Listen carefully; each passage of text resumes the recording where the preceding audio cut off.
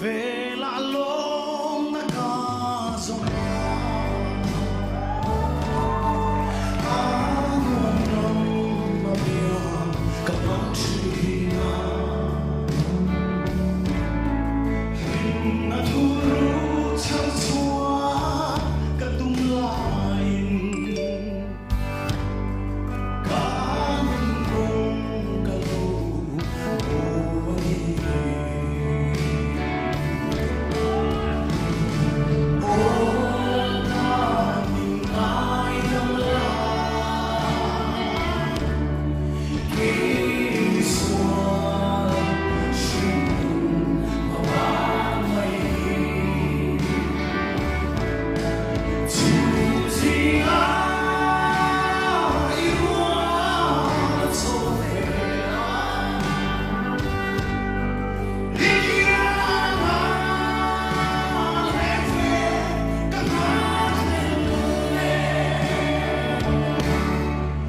vel hau sak na hui tum min tha te ka long a ko vel nei tum ma thei to chua lai ka vin na lo haya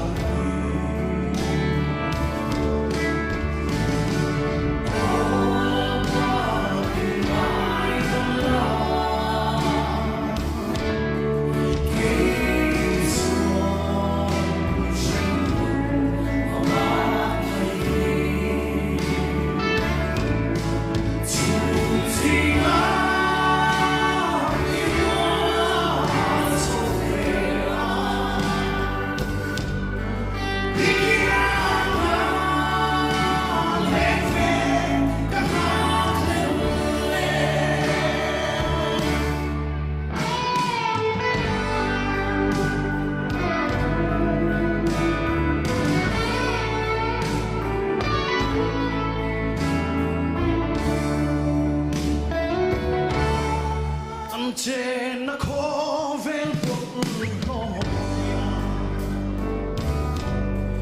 em tia nó sai rồi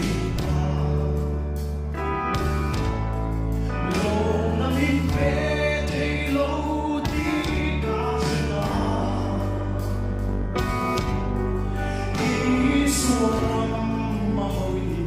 đi rong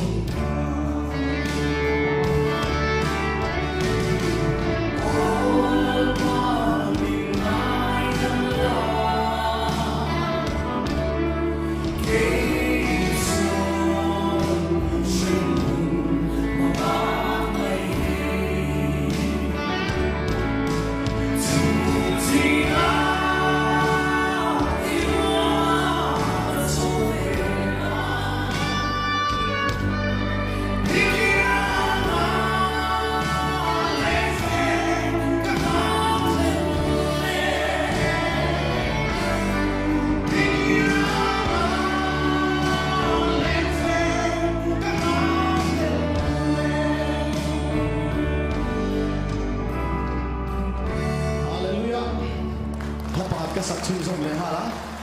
và thiền rồi quý nó cái giống giống hiện Phật trên uống thì là gần sáng nghe.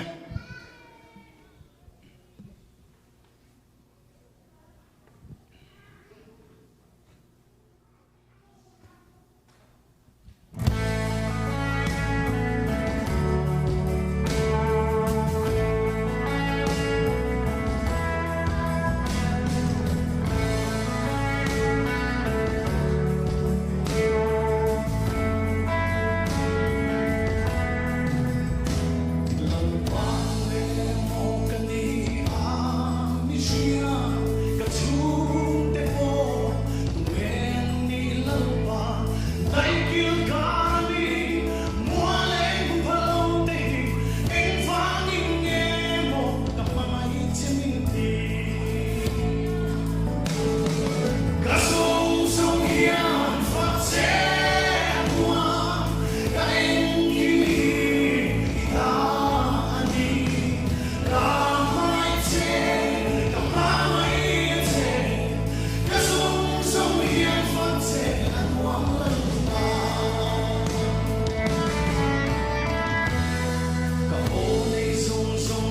phật sai xa xê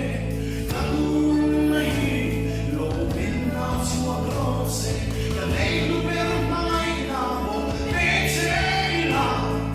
anh sâu nghe mai nghe bộ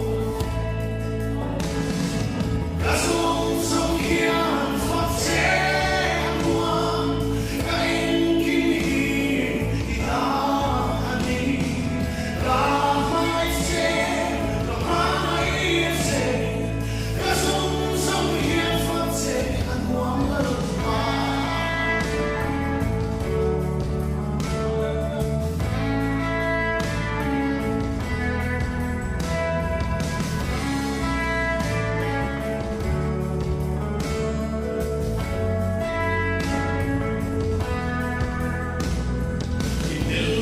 chuan in ma lu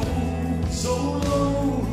y ôm chuan nhà ta lệ pha trong tree cả thác lên berry cả lung long nai đi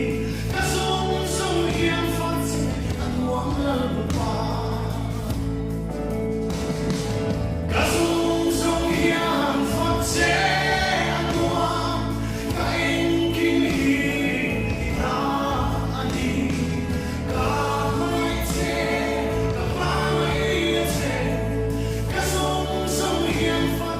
anuam lalpa